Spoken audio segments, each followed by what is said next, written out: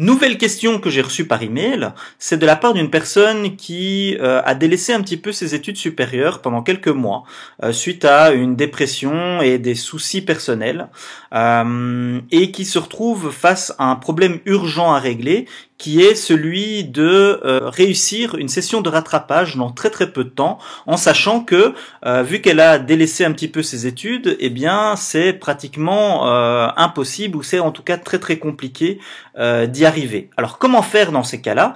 Et ici je prends un angle un petit peu plus large pour que ce soit quand même intéressant pour toutes les personnes qui vont regarder cette vidéo, et je vais vous montrer comment résoudre une crise urgente. Donc comment faire quand vous avez un problème que vous devez régler rapidement et qui vous semble pratiquement impossible à régler à court terme. Alors la première chose à faire, c'est sortir du chaos, c'est-à-dire lorsque vous êtes dans une situation où vous ne savez pas trop à quoi vous attendre, vous ne savez pas trop par où commencer, eh bien justement, la première chose à faire, c'est de mettre de la clarté, c'est de mettre de l'ordre. Parce que tant que vous ne faites pas ça, vous ne savez pas à quoi vous attendre, vous êtes face à quelque chose qui vous fait probablement beaucoup plus peur que cela ne devrait, et vous ne partez pas sur des bases solides. Donc, je vous propose de faire un exercice qui est assez simple finalement. Vous prenez une feuille de papier, vous la divisez en 2 colonnes. Du côté gauche, vous allez écrire tout ce qui peut vous arriver de pire si vous échouez. Donc dans le cas d'un examen de rattrapage qui se passe dans quelques semaines, eh bien si vous échouez, qu'est-ce qui peut vous arriver de pire? Alors restez réaliste quand même, ça sert à rien d'inventer des choses qui ne vont pas se passer, mais imaginez quand même le pire de ce qui pourrait se passer de manière réaliste. Et indiquez chaque élément, indiquez tout ce qui peut se passer. Alors vous allez me dire, oui mais c'est pas très motivant de faire ça.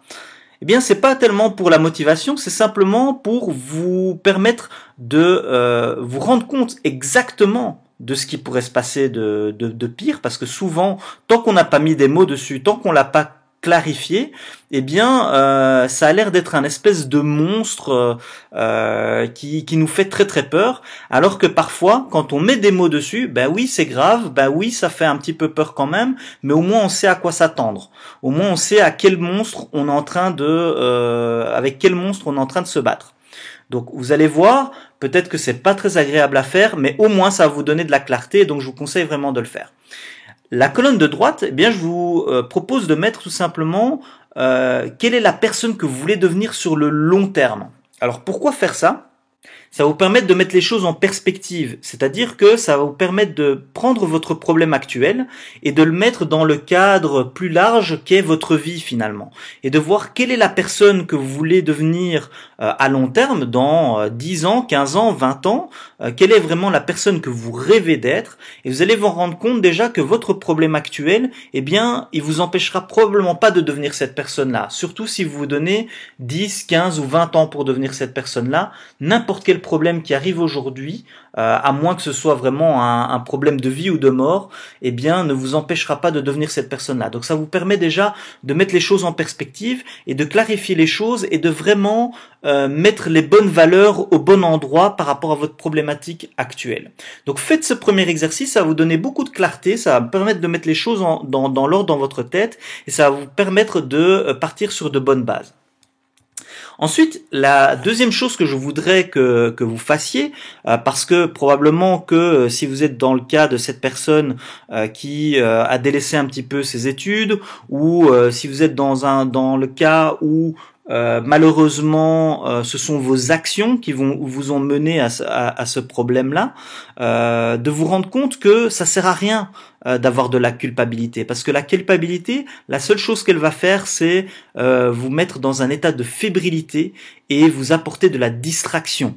Donc c'est quelque chose qui va vous rendre moins fort, diminuer votre efficacité dans le combat qui vous attend, et c'est aussi quelque chose qui va vous distraire, qui va faire en sorte que vous n'allez pas être concentré sur ce que vous devez faire, et donc vous allez encore une fois perdre en efficacité. Ici, l'image que vous voyez à l'écran est tirée d'un film qui s'appelle Skyfall. Skyfall, c'est un James Bond, hein, donc c'est Daniel Craig qu'on voit à l'écran. Et dans le film Skyfall, eh bien Daniel Craig lui-même, alors que c'est le héros qui n'a peur de rien et qui se lance à corps perdu dans des missions qui sont extrêmement dangereuses, eh bien même lui s'est retrouvé à toucher le fond, à faire un peu n'importe quoi lorsque une de ses missions ne s'est pas bien passée et que sa patronne a pris une mauvaise décision qui l'a mis en danger. Eh bien, ça l'a mis dans une dépression et il s'est mis à boire beaucoup trop d'alcool, à faire des bêtises, à coucher un peu avec des femmes de manière pas sérieuse du tout et à faire des jeux un petit peu dangereux comme vous le voyez là avec un scorpion sur la main et donc à faire de très grosses bêtises et à perdre son temps et à sombrer dans la dépression. Donc même James Bond est passé par des moments comme ça, tout simplement pour vous mettre les choses en perspective et vous dire que ce n'est pas parce que vous avez peut-être des raisons de vous sentir coupable, ce n'est pas parce que peut-être vous avez échoué dans certaines choses, ou peut-être que vous avez mal fait certaines choses, ou peut-être que vous avez été fainéant, ou peut-être que voilà, vous avez péché par orgueil ou autre chose. Voilà, ça sert à rien de faire tout ça. Ça arrive à tout le monde. Voilà, vous avez eu cette période-là. Eh bien, voilà, ça fait partie du passé. Il faut passer au-dessus. Donc c'est une très bonne transition pour l'étape suivante qui est de passer en mode GPS. Alors qu'est-ce que ça veut dire concrètement de passer en mode GPS ? Tout simplement, un GPS, si vous vous trompez de route, et si même vous partez pendant 100 km, 200 km dans la mauvaise direction, eh bien le GPS, il va pas s'énerver, il va pas vous dire, eh bien j'arrête de vous donner la bonne direction. Tout ce qu'il va vous dire, c'est faites demi-tour, prenez à gauche, prenez à droite, faites ceci, faites cela. Il va continuer constamment de vous indiquer le droit chemin.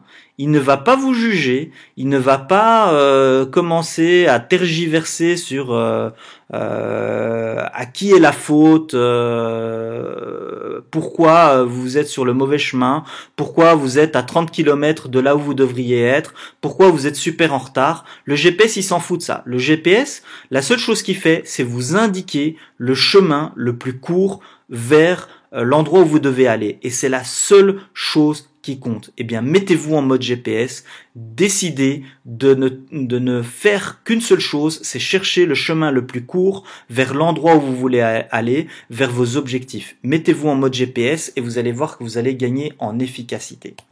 Ensuite, ce que je voudrais aussi, c'est que vous focalisiez uniquement sur ce que vous pouvez contrôler.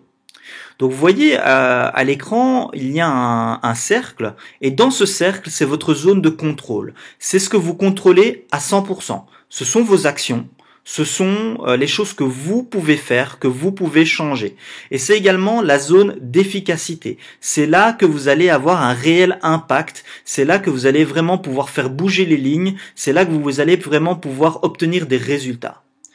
Tout ce qui est à l'extérieur de cette zone de contrôle, eh bien, vous allez retrouver des choses comme le passé, vous allez retrouver des choses comme les autres personnes, comme les circonstances, comme les probabilités, comme la chance, la malchance, des choses qui se passent pas comme prévu. Voilà, ça, c'est des choses que vous ne contrôlez pas. C'est en dehors de votre zone de contrôle. Et donc, vous focalisez là-dessus, ben ça va apporter quoi? Ça va vous faire perdre de l'énergie parce que vous allez vous énerver, vous allez vous frustrer et c'est inutile. Ça peut potentiellement vous faire souffrir aussi. C'est vraiment une souffrance qui est inutile puisqu'encore une fois vous allez rien pouvoir faire par rapport à ça et ça va vous mettre dans un état d'esprit qui est négatif. Donc moi ce que je vous propose c'est tout simplement lorsque vous inquiétez par rapport à quelque chose, dites-vous simplement est-ce que c'est quelque chose que je contrôle ou que je ne contrôle pas. Si vous le contrôlez, vous allez passer à l'étape suivante, vous allez voir que c'est faire un plan ou une stratégie. Mais si vous ne le contrôlez pas, je vous conseille tout simplement de l'ignorer. Tout ce que vous ne contrôlez pas, laissez tomber, ça sert à rien. Le passé, vous avez fait des erreurs, eh bien ça sert à rien de vous focaliser là-dessus. C'est passé, vous savez plus le changer. Maintenant, concentrez-vous sur qu'est-ce que vous pouvez faire ici et maintenant pour améliorer votre situation. C'est la seule chose qui compte et c'est la seule chose sur laquelle vous devez vous concentrer pour être efficace et pour augmenter au maximum vos chances de réussite. Étape suivante, c'est définissez-vous un objectif attractif. Ce que vous voyez à l'écran, c'est une image avec la fameuse étoile des rois mages qui les ont amenés, selon la Bible, à Jésus. Eh bien, c'est un peu un symbole finalement. C'est vraiment un objectif ultra attractif. C'est quelque chose, voilà, que vous voulez absolument réussir. Eh bien, dans le cas de la personne qui devait passer un examen de rattrapage, eh bien, l'étoile, ça pourrait être réussir cet examen avec plus de 70% de réussite. Voilà, ça pourrait être ça.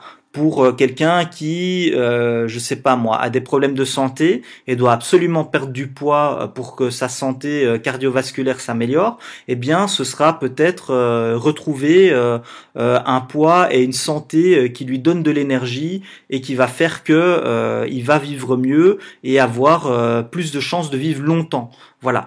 À vous de définir votre objectif attractif et prenez quelque chose qui vraiment va vous motiver, vraiment va vous donner cette rage de vaincre, cette envie d'y aller et de vous battre. Une fois que vous avez défini cet objectif, vous allez passer à votre plan d'action. Alors ici, je vous ai mis à l'écran, c'est tout simplement un tableau qui peut être réalisé avec le logiciel Excel ou qui peut être réalisé avec ce que je vous ai montré dans une de mes vidéos précédentes, c'est Google Sheet qui est tout à fait gratuit. Mais vous pouvez très bien faire ça sur une feuille de papier ou sur un agenda, à vous de voir. Donc ici, je vous donne un exemple qui est assez simple, hein, mais voilà, à vous d'adapter ça à votre situation. Je vous conseille de partir sur ce modèle-ci, mais voilà, vous pouvez très bien adapter ça à vos objectifs en particulier. Donc ce que je vous propose de faire, c'est d'écrire tout en haut votre objectif, votre fameuse étoile des rois mages. Donc ici, dans le cas d'un examen à réussir, c'est par exemple réussir mon examen avec distinction. Donc ça, c'est l'objectif. Et ensuite, ce que vous allez faire, c'est réaliser un tableau par semaine. Et donc, vous avez le numéro de la semaine, alors semaine 44, voilà, par exemple. Et vous avez les jours, puis vous avez les tâches à réaliser. Alors, dans le cas d'étudier, imaginons que vous ayez 2 livres à étudier qui font chacun 450 pages. Eh bien, vous pourriez répartir ces 450 pages sur 6 jours de la semaine et prendre le 7e jour, le dimanche, en jour de repos, par exemple. Vous notez les heures aussi, c'est très important de noter à quel moment exact vous allez faire chaque tâche. Alors pourquoi? Vous allez dire, peu importe finalement tant que je l'ai fait, mais tout simplement le fait de noter à quel moment vous allez le faire, ça s'appelle noter une intention. Et donc quand vous notez une intention, eh bien vous augmentez les chances que vous allez vraiment le faire parce que votre cerveau va vous rappeler à ce moment-là que vous devez le faire tout simplement. Vous ajoutez également une colonne avec une récompense. Donc voilà, si vous avez fait ce que vous comptiez faire, eh bien vous vous octroyez une récompense. Alors ça peut être voilà 1 heure de jeu vidéo, ça peut être aller manger un fast-food, ça peut être vous acheter un cadeau. Peu importe, vraiment mettez quelque chose qui vous fait plaisir, peu importe ce que c'est, du moment que ça vous attire un petit peu.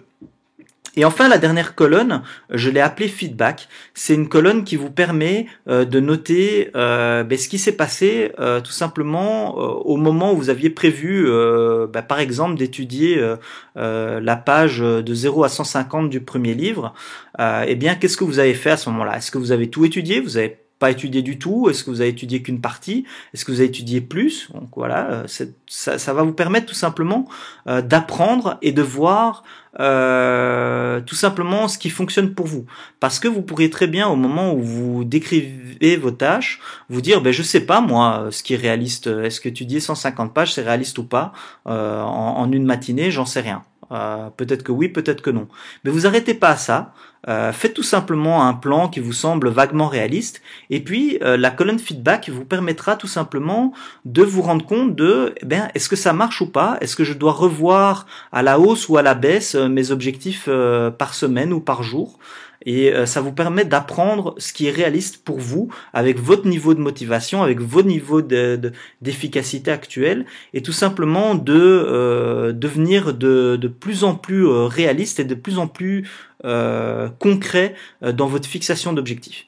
Donc si vous faites cela, et que vous découpez les choses de cette manière-là, et que vous gagnez en clarté, que vous avez de bons objectifs, que vous focalisez sur ce qui est important et ce que vous contrôlez, eh bien je vous garantis que vous allez avoir une efficacité maximale. Alors je peux pas vous garantir que votre objectif, qui est peut-être extrêmement compliqué, va être réalisé, mais en tout cas, je peux vous garantir que si vous focalisez là-dessus, eh bien vous allez avoir des chances maximales de réussite. Et en tout cas, ça va vous apprendre une méthode qui vous sera de toute façon utile pour plus tard. Alors voilà, j'espère que ça vous aura été utile, que vous avez trouvé ça intéressant. Si vous avez des questions ou si vous avez des remarques, surtout n'hésitez pas à me les laisser en commentaire. Et si vous avez trouvé ça très chouette, dites-le moi, ça me fait plaisir aussi et ça me motive à faire d'autres vidéos. Voilà. Eh bien, j'espère que ça vous aura aidé et je vous dis à très bientôt pour une prochaine vidéo.